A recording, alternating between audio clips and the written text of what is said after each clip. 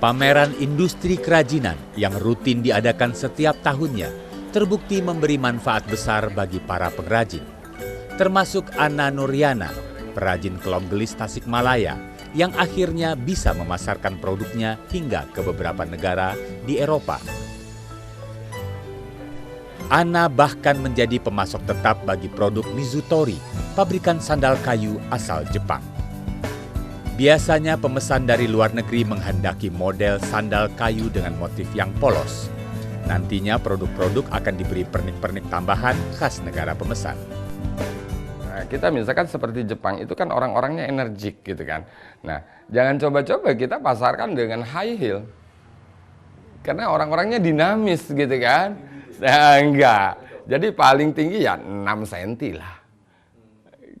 Kalau di Indonesia yang tinggi-tinggi, karena jalannya juga nyantai gitu, karakternya beda.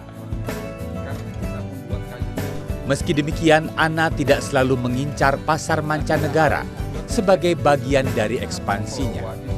Bagi Anna, kelom gelis adalah salah satu aset lokal yang juga bisa dikatakan sebagai budaya nasional.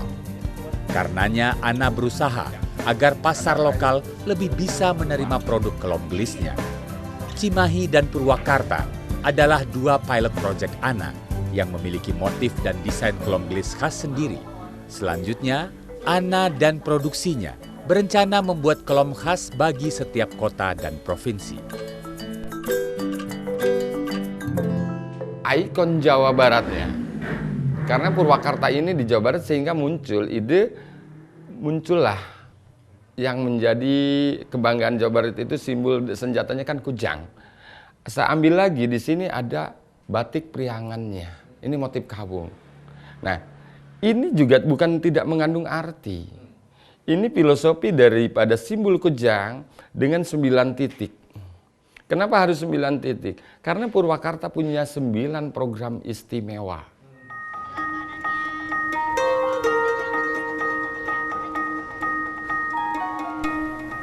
Kemajuan teknologi juga memudahkan para pengrajin untuk memasarkan produk mereka, seperti yang dilakukan Nurdianti, pemilik Klom Clocks. Berawal dari promosi lewat internet, kini Nurdianti dan putrinya bahkan telah memiliki gerai di beberapa pasar retail modern. Perpaduan nuansa modern dan klasik adalah ciri khas produk Klom Clocks. Nurdianti pun tak ragu untuk memadukan warna-warni dan motif. Menurut Nurdianti, desain produknya berganti setiap 4 bulan sekali dan hanya memproduksi 250 pasang sepatu dan sandal dengan beragam desain. Hal ini untuk menjaga kualitas dan eksklusivitas produk.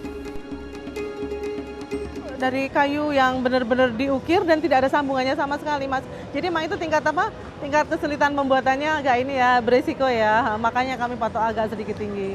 Solnya tipis, karetnya atau kayunya sedikit kepentok kami ada servisnya. Kita servis itu free, Mas, untuk pelanggan kami. Lewat usaha yang dirintis sejak tahun 2010, ibu dari 2 anak ini mampu meraup omset hingga 250 juta rupiah per bulan hanya dari pasar lokal saja. Kini Nurdianti sanggup memenuhi permintaan dari Swedia, Denmark, Belanda, dan Yunani dengan jumlah pesanan 100 hingga 200 pasang kelom.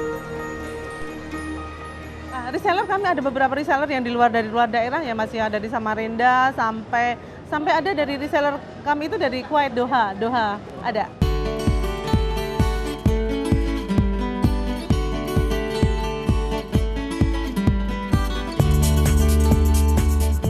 Menjadi destinasi hampir setiap wisatawan asing yang berkunjung ke Indonesia, Bali adalah salah satu gerbang bagi pemasaran produk-produk lokal Indonesia. Di Bali, industri kreatif dan pariwisata berjalan maksimal, sehingga menciptakan iklim kondusif bagi kemajuan produk-produk lokal. Di Bali, kelom dan payung hias dapat ditemukan di beberapa gerai. Salah satunya di gerai heritage milik Padma yang berlokasi di Jalan Legian. Di gerai ini, Padma mengumpulkan berbagai barang kerajinan khas Indonesia yang ia cari hingga ke berbagai daerah. Sebagian besar peminat barang-barang koleksinya adalah turis mancanegara. Fatma juga mengakui kewalahan untuk mendapatkan produk-produk payung hias guna memenuhi kebutuhan pemesan. Sayangnya wisatawan asing yang sering nanya-nanya, ini boleh dibeli nggak gitu, karena saya masih terbatas, saya janjiin nanti kalau saya datang saya kasihin gitu. Mereka tertarik karena mereka saya kasih tahu ini nggak bisa dipakai loh buat beneran gitu ya, hujan gitu nggak bisa, tapi mereka bilang nggak apa-apa, ini bagus sekali. Fatma juga menjelaskan bahwa produk-produk asli Indonesia memiliki daya saing yang cukup kuat bila harus berkompetisi dengan produk-produk dari negara lain. Berdasarkan pengalaman ketika ia membuka usaha serupa di Dubai, Fatma yakin bila para pengrajin lokal memiliki kesadaran akan pentingnya kualitas, maka produk Indonesia akan menjadi primadona. Mungkin mereka bisa juga mengembangkan, coba aja untuk payung beneran gitu, payung yang bisa tahan air beneran, jadi orang juga bisa pakai. Beranjak ke skala yang lebih besar dari gerai heritage adalah Krishna Bali. Gerai ini menjadi pusat perbelanjaan cenderamata yang menampung beraneka produk lokal dari berbagai daerah di Indonesia. Di sini produk asli Indonesia menjadi primadona, mulai dari makanan, pakaian, hingga kerajinan tangan. Krishna Bali mendorong agar para pengusaha produk-produk lokal mampu membaca dan memenuhi keinginan pasar yang bergerak cepat. Sistemnya beli putus, nggak ada konsinyasi. Karena supplier itu kan para home industry semua. Dia lebih baik produknya dibayar cash seharga 20.000 dibandingkan konsinyasi kalau dijual 30.000 gitu. Desain kelom dan payung hias yang semakin menarik dan mengikuti perkembangan zaman serta pasar membuat masyarakat luas semakin menyukai dan membelinya untuk digunakan sehari-hari. Kita harus lestarikan ya, karena saya rasa itu semakin sulit sekali untuk menemukan payung seperti ini gitu loh. Jadi kalau mungkin payung yang plastik itu banyak di mana-mana, tapi payung ini kan jauh. Kalaupun cari mungkin harus ke Tasik ya. Harganya miring banget, itu terjangkau buat yang mahasiswa, yang buat pelajar. Udah gitu model-modelnya juga nggak kayak tante-tante. Kalau zaman dulu kan kita ngelihat klom tua banget ya Mas ya, sekarang enggak. Soalnya klom itu unik, jadi beda dengan di pusat perbelanjaan yang lain, dan saya kebetulan sukanya lihat klom tuh di online.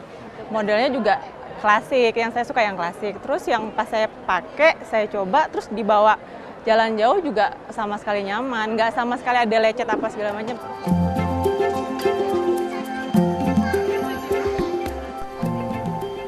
Pasar lokal memang terbukti masih menjanjikan bagi produk-produk kerajinan asli Indonesia. Diimbangi kualitas yang terjaga, sudah seharusnya produk-produk asli Indonesia berkembang dan menguasai pasar sendiri. Tentunya para produsen juga tidak boleh menutup mata akan hadirnya produk asing dalam persaingan pasar yang sehat. Untuk bisa bersaing dan unggul, kualitas yang baik dan mutu yang terjamin akan membuat produk Indonesia semakin masyhur di pasar internasional.